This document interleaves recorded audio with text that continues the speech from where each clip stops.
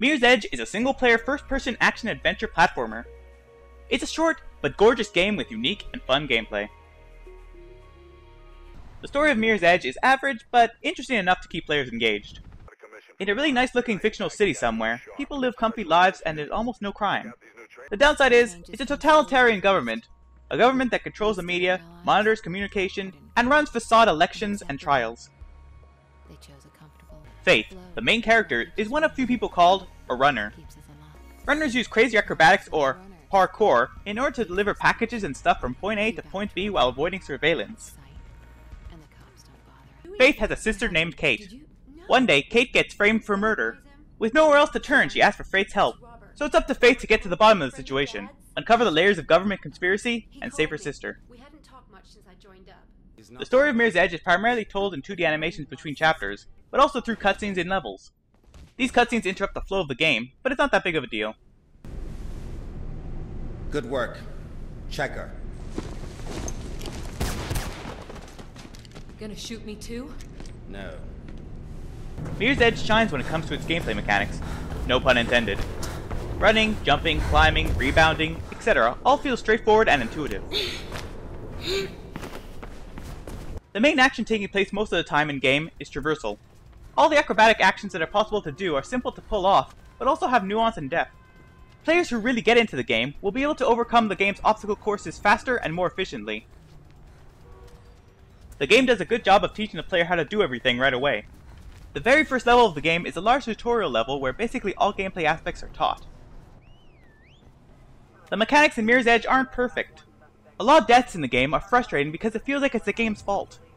The game has a weird threshold when it comes to grabbing onto pipes or ledges. If the camera and the player aren't perfectly aligned, nothing will be grabbed and the player will fall to their death. This is unfortunately a pretty common occurrence.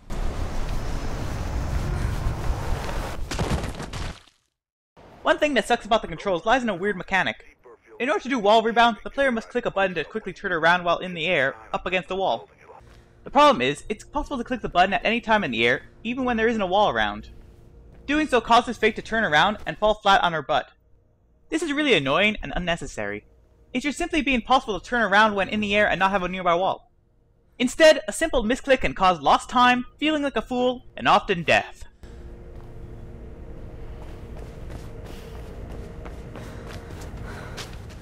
In terms of gameplay and modes, there isn't much to Mirror's Edge. There's only really two modes, story mode and time trials. The game primarily consists of getting from point A to point B with not many alternative paths. However, there are some exceptions. The game has collectibles. Hidden throughout the chapters are suitcases. They're well hidden, but usually nearby areas spray painted with the game's logo. There are other side distractions in the game. Some areas away from the main path contain entertaining things to see like Easter eggs. The game also has distinctive set-piece moments, like boss fights. Some of these are the absolute best parts of the game. The later levels in Mirror's Edge suffer from a rather odd problem. The art design and clutter in the world interacts negatively with the gameplay. A room may contain loads of metal parts, vents, and clutter, making it obscure as to what can be grabbed or otherwise used to climb to a new point. The game slows down near the end because of this. It becomes less about navigating an area as fast as possible, and more about figuring out the visual puzzle of a room. This is not necessarily a bad thing, though. Mirror's Edge has 3 difficulty settings, but they're kind of broken. The difference between easy, medium, and hard is that the player will die faster to gunfire. Difficulty isn't really increased. The player will just simply experience more frequent, frustrating deaths. Hard mode also removes some visual indicators from the game, further making the case that easy mode is the best difficulty. The combat in Mirror's Edge isn't great. It feels poorly implemented, and it kills the flow of gameplay. As the player progresses, they will eventually be challenged to deal with armed enemies. These engagements vary.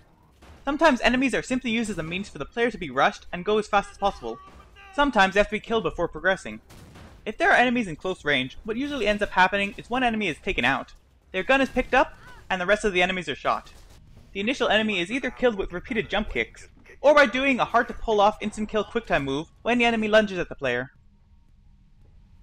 When Faith picks up a rifle, it's like a huge metaphor for how worthless and pointless combat is.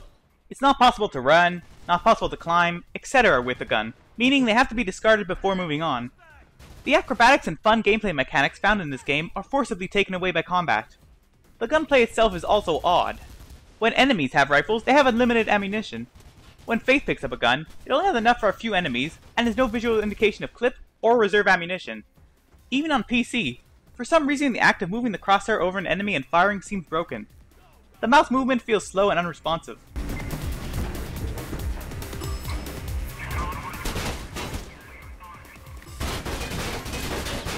My score for Mirror's Edge is 7 out of 10.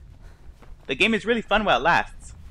It has its flaws, it isn't very long, and has no replay value, but overall Mirror's Edge is a solid game worth playing. Thanks for watching, like if you enjoyed, and subscribe for more videos like this one. Au revoir.